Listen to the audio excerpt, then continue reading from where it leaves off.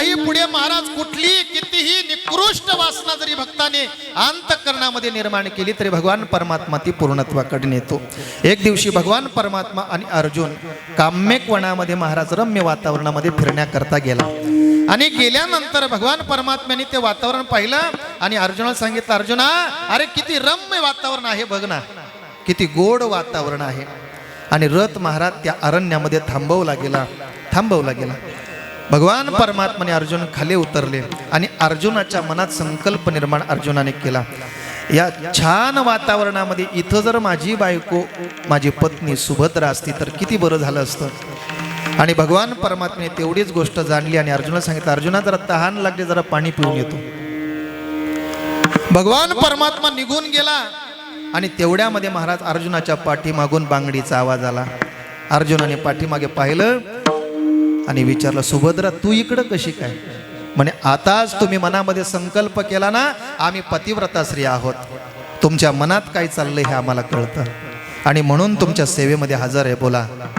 एकांतामध्ये अर्जुन आणि सुभद्रा बसलेले आहेत. एकांतामध्ये गप्पा केल्या महाराज. भरपूर वेळ झाली आणि अर्जुनाने सांगितलं, सुभद्रा आता गेलं पाहिजे, 11:15 वाजत आले, देव येण्याची वेळ झाली, आता गेलं पाहिजे तुला.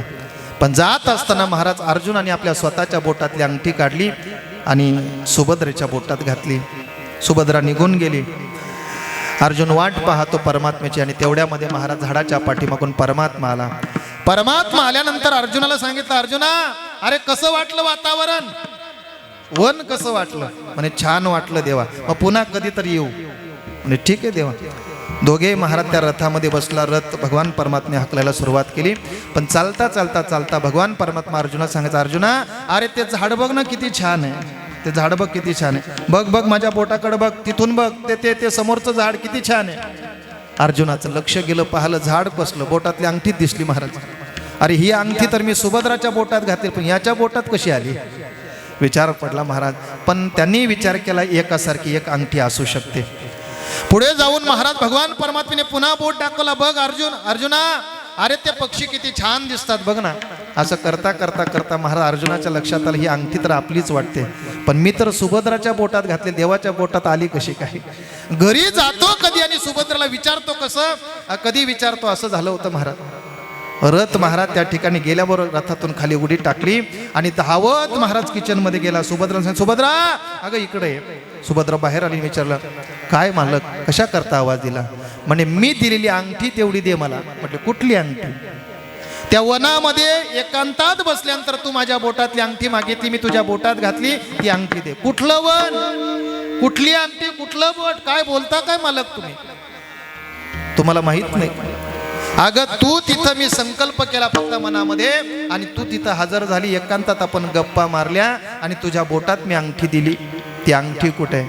सुभद्रा सांगते, डोक्यात काय परिणाम झाला का? अहो कुठलं वन काय, सकाळपासून हे काम करण्यातच माझी वेळ चालली, मी कुठेही बाहेर गेलो नाही. अर्जुनाच्या लक्षात आलं आणि अर्जुन धावत गेला. भगवान परमात्म्याला विचारलं, देवा ती अंगठी कोणाची ती सांग. म्हणे तुझीच असेल. मग ती तुझ्या बोटात कशी काय? अरे मी तर तिथं सुभद्राचं स्मरण केलं. म्हणे तेव्हा मी सुभद्राच झालो. भगवान परमात्म्याला अर्जुनाने विचारलं, देवा माझ्या करता सुभद्रा झाला? हो म्हणे, कधी कधी व्हावं लागतं, नेहमी होत नाही, पण जेव्हा भक्ताची इच्छा होते त्यावेळेस महाराज त्या ठिकाणी हा परमात्मा त्याचं देव पण बाजूला करतो आणि त्याच्या करता बायको सुद्धा त्याची व्हायला तयार होतो. विठाला विठाला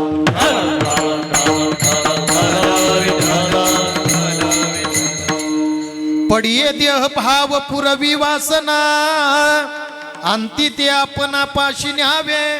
अंत काळाला तो भगवान परमात्मा त्या भक्ताला स्वस्वरूपामध्ये तो काय करत असतो? विलीन करत असतो.